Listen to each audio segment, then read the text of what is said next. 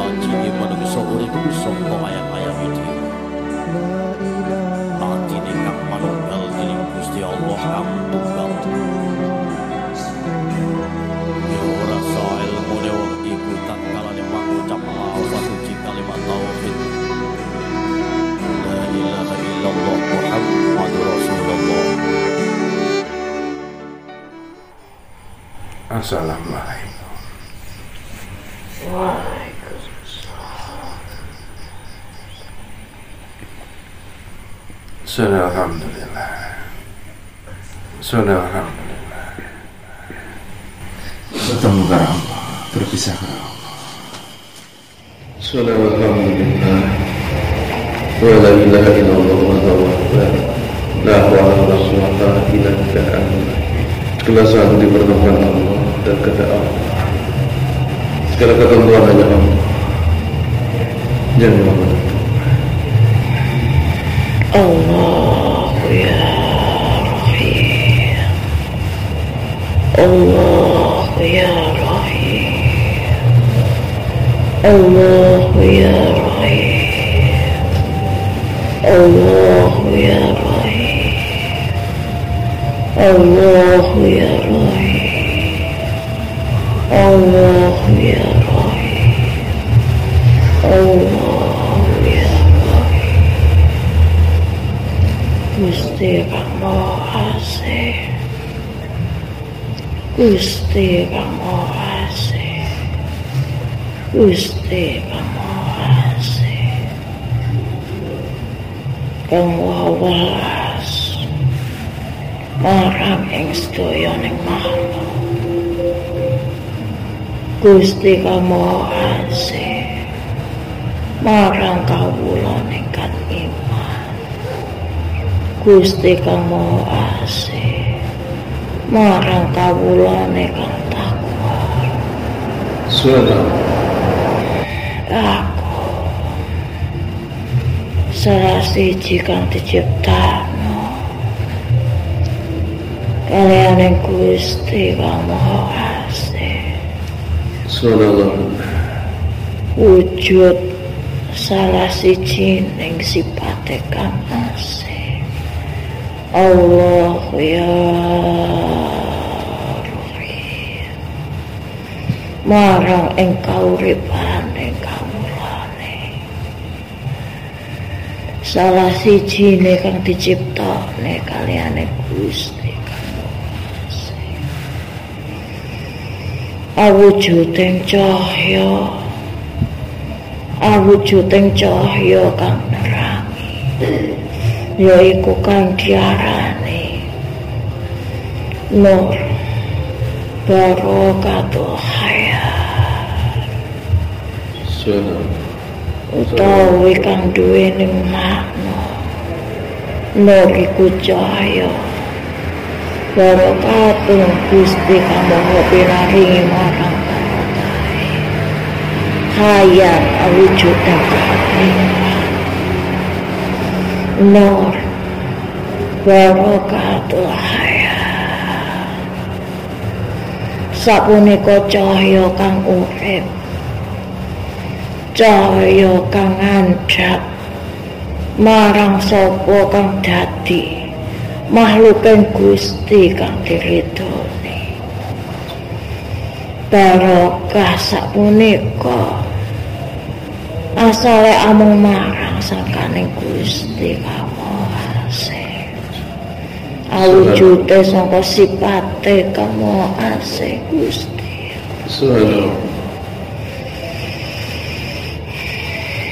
Kang asaling saka perkara kang apik, perkara kang becik, bali marang perkara kang becik. Nur barakatul hayat yaiku cahaya barokah Gusti kang urip, kang kena marang para makhluke kang diridhoni kaliyane Gusti Kang Maha Asih. Subhanallah. Urip sumanding marang ing kauripane. sedaya karunia sedaya kang sampun diparingaken kaliyan Gusti Kang Maha Asih ing jerone sedayane kauripane kawula ning Gusti. Sapunika bakal manggihi marang rong perkara. Perkara kang sepindah bakal manggihi yaiku araning barokahing Gusti. Lan perkara kang kaping pindhone amung dados perkara kang amung sauntara. Amung dados perkara kang dados kiasan. Amung dados perkara yaiku perkara kang sia-sia. Amung dados perkara yaiku perkara kang manggihna marang nestapa. Yen sira kepanggihan araning barokahing Gusti bakal dadoske winaya sangkaning ajining sira ing ngadepaning Gusti. Ananging sira kanthi manggihi perkara kang nestapa perkara kang sia-sia, sapunika bakal ndadosaken sira ing ngadepaning Gusti yaiku aji kang asor. Nur barokatuh hayat. Nur iku cahya, barokatuh yaiku barokah kang asale sangkaning Gusti. Hayat niku urip, cahya barokahing Gusti kang urip kang dadi sesandingan sira kawulane Gusti. Yaiku bakal manggihna sira marang telung perkara. Sinten kang kepanggihan, sinten sing kanthi dados sesandingane nur barokatuh hayat marang kauripane, yaiku bakal manggih marang telung perkara. Bakal mangerteni yaiku araning telung perkara. Kang kapisan iku arane wiyar. Wiyar kuwi kang duwening makna jembar utawi ning ombo. Mangerteni marang jroning atine lawan rasa sadar. Mangerteni apa sing dadi karomataning Gusti, apa sing dadi karunianing Gusti ing kauripaning sira iki. Leres kang duwening makna, gadhahi makna araning wiyar. Yaiku jembar. Kanthi sira ora bisa mangerteni wates saka kajembaran iku. Wates saka wiyaring sira ana ing alam donya. Layar kang digelar sak jembaring jagat kaliyaning Gusti kanggo kauripaning sira. Sira mangerteni yen karomataning Gusti kang ana ing kauripaning sira iku awujuding wiyar, awujuding jembar, ategesing jembar. Aja kanthi ndadekke yaiku arane ciliking batin, ciliking pikir. Amung amarga rumangsa ning kauripan manggihi marang nestapa reksi. Kang kaping pindhone nalikaning nur barokatuh hayat ana marang kauripaning sira dados sesandingan ing kauripaning sira. Yaiku kaping pindhoning sira bakal kepanggihan araning wedhar. ya iku ateges wedharing pikir. Barokah Gusti senantiasa mbikak marang araning pikiring sira. Kang asaling sangka perkara kang becik bakal bali marang perkara kang becik.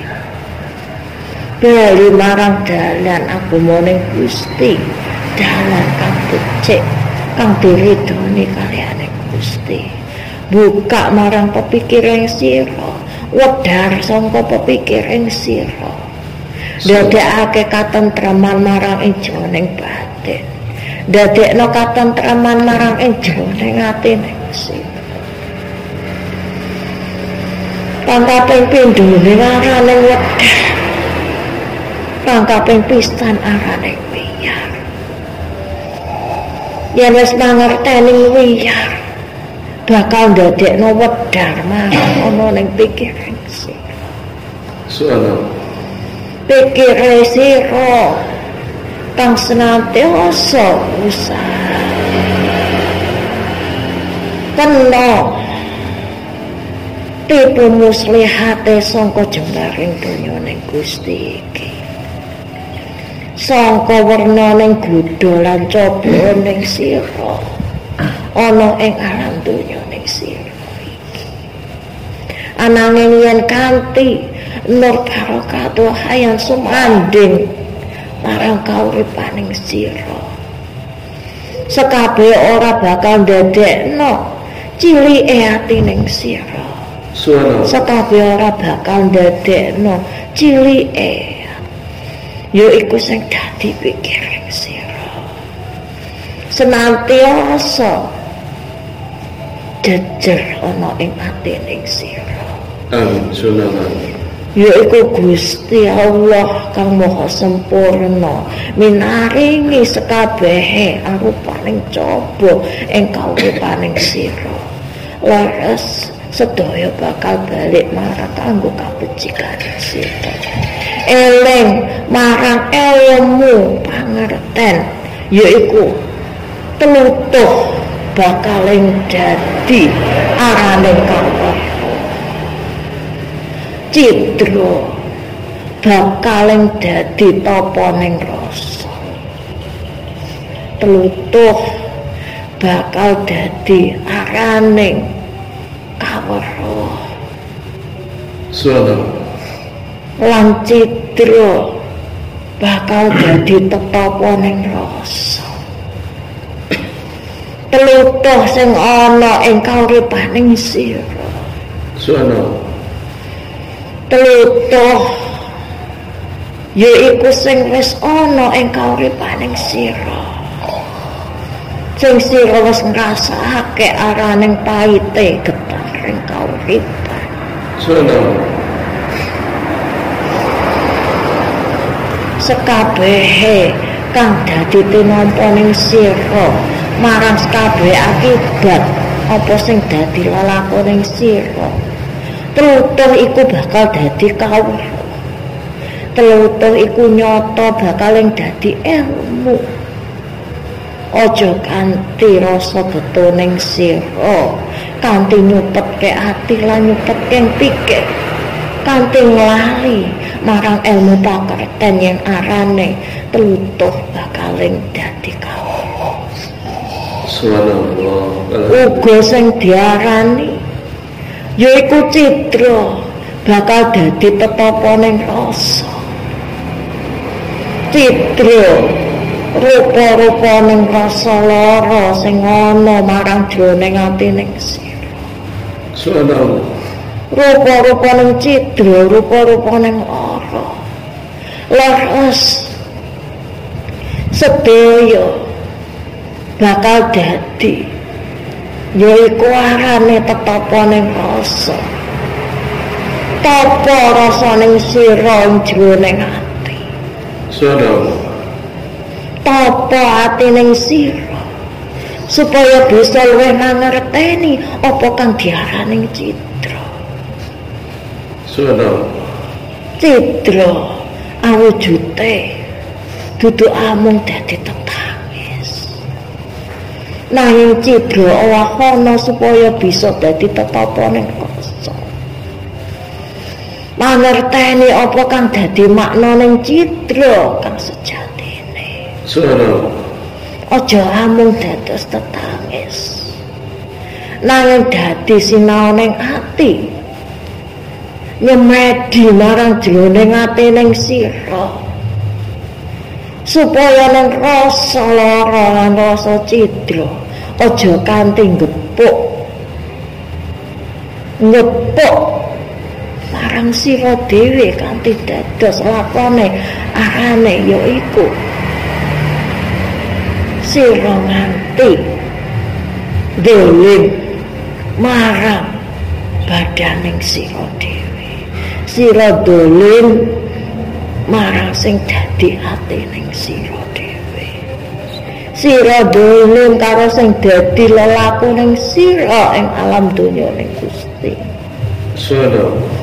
Mungkesi marang apa sing dadi lelara iku amung dadi arane kaputus asaan marang jroning kauripaning sira.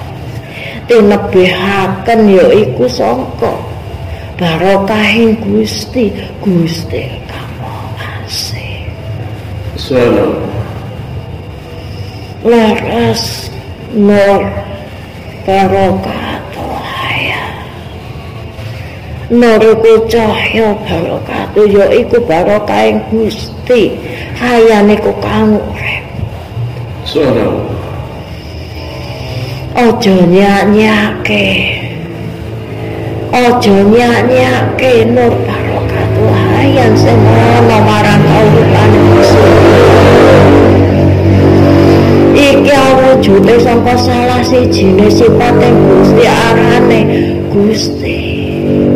Gusti Allah, ya Allah, ya Rahim. Ya Allah, ya Rahim. Akeh wong sing diparingi yaiku karunia, sekabehe diparingi karunia kaliyane Gusti. Nanging ora sekabehe manggihi arane barokah Gusti. Sekabeh amarga ningali sangka apa sing dadi asale. Yen asale sangka barang kang reget, iki ora bakal manggihi sing dadi barokah Gusti. Subhanallah. Barokah Gusti amung arep-arep marang babagan kang resik, perkara kang resik. Subhanallah. Kaya dening sira arep manggihi kalian pangeraning sira yaiku mesti sangka kawula kang resik nyamuci karo wujuding wudu. Subhanallah. Kaya dene sira uga yen karepan manggihi nur barokah uga sangka perkara kang resik. Subhanallah. Nur barokatuh hayat ugi gadhahi pangerten ilmu pangerten kang kaping 3. Subhanallah. Ilmu pangerten kang kaping 3 sangkane nur barokatuh hayat yaiku kang diarani lungsu, ngasu, lan wasu. Subhanallah. Kang kaping sepindhah araning wiyar, kang kaping pindho araning wedhar, kang kaping 3 araning lungsu, ngasu, lan wasu. Subhanallah. Lungsu, ngasu, lan wasu iki duwene ateges kang becik kanggo pangertening sira sedaya. Subhanallah. Lungsu iku ana marang ing jero. Sekabeh aja amung ditingali marang sing dadi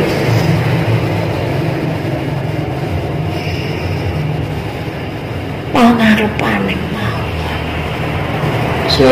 nanging tingawono pangertenono kanthi sira manggihi sangka rasa ning sira yaiku sing dadi intine sangka sekabeh ukara kang becik maningali marang sedaya ning perkara iku ana kang dadi wohe kang dadi hikmahe kang utama aja amung ningali marang sing dadi pangarepane aja amung ningali sing dadi permukaane nanging mangertenono kanthi sing dadi dasar klungsu yen pengen mangerteni klungsu sira kudu bisa medhari sing dadi kulite yen kana kulite kena bisa medhari yaiku sing dadi wohe kanthi sira manggihi kang dadi klungsune utawa inti sangka sajrone perkara kabecikan iku yaiku mirsani yen sedaya ning Gusti pinaring ing kauripaning sira sedaya dados kabecikan lan bakal bali marang kabecikan yen sira lampun mangerteni kang dadi intine mangerteni sing dadi dasarane sangka sedaya ning ilmu pangerten sira mesti manggihi kangge ngasu ngasu iku dudu amung babakan mongso nanging ngasu iku babakan rasa babakan abdi ning sira marang Gusti ning sira senantiasa husnuzon marang Gusti ning sira prasangka kang becik marang Gusti ning sira kaya dene kang dilampahi kalian Kanjeng Nabi Yusuf alaihissalam nalika Kanjeng Nabi Yusuf alaihissalam diwene pacoban dikunjara nanging atine senantiasa dedawuh atine senantiasa ndonga marang Gusti atine uga senantiasa nembah syukur kaliyan Gusti kang Maha Asih ya iki yen sangka kunjara iki bakal dadi kaslametane ingsun matur nembah nuwun Gusti senantiasa nembah nuwun kaliyan Gusti najana kena fitnah kena prasangka-prasangka kang ala sangka kawula-kawula liyan nanging atine senantiasa muni ora ngopo aku ala marang ing paningalaning manungsa kang luwih penting yaiku sangka apa kang dipersani kaliyan ing Gustiku Gusti Pangeranku Gusti Allah Subhanahu wa taala yen sampun manggihi klungsu panggihana yaiku arane ngasu kados napa kang dilampahi kalian Kanjeng Nabi Yusuf alaihissalam nampa sekabehe kang dados lelakoning takdir kalian ing lila yen Gustiku lila yen Gustiku ridho najane aku pinanggih marang akehing coba bakal tetep tak jaga imanku kanthi katetekaning iman lan takwa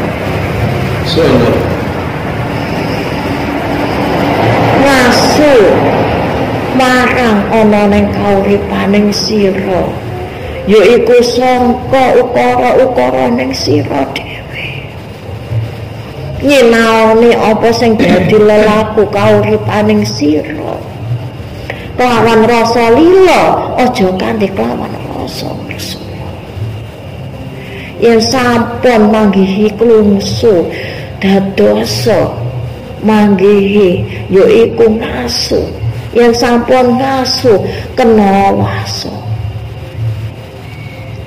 iku nggadahi ateges wasuh sapunika mbasuh asrepana kang dadi ati ning sira lawan rasa katentreman Gusti ngandhapake nur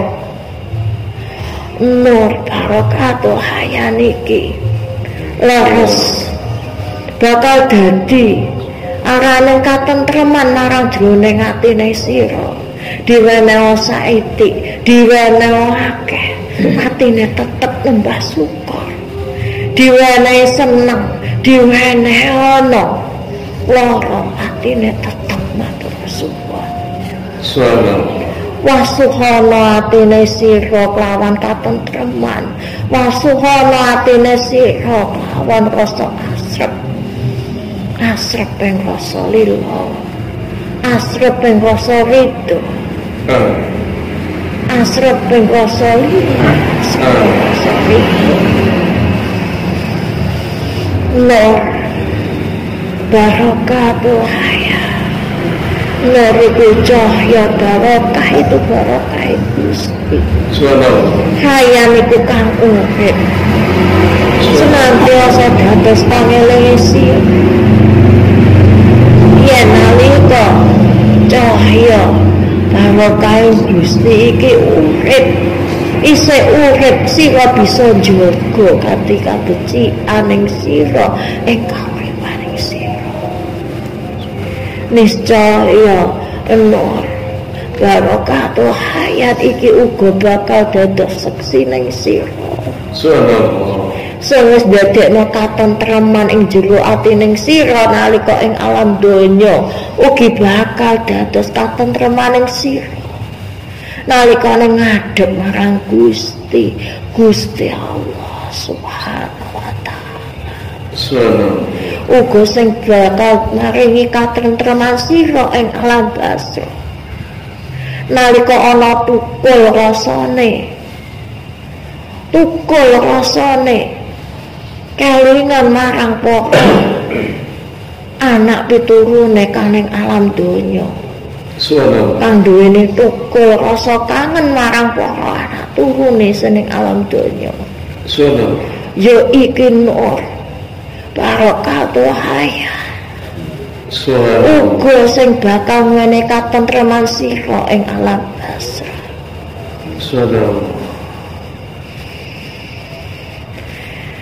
nur barokah hayat uga kang bakal dados seksi ing sira yen kaberkahaning Gusti kang wis nderek marang lampahing sira ing alam donya dados sesandinging sira ing alam donya uga bakal dados salah siji saka kabecikan rahasiane yaiku dados pepayuning sira ing kampung akhirat ing sira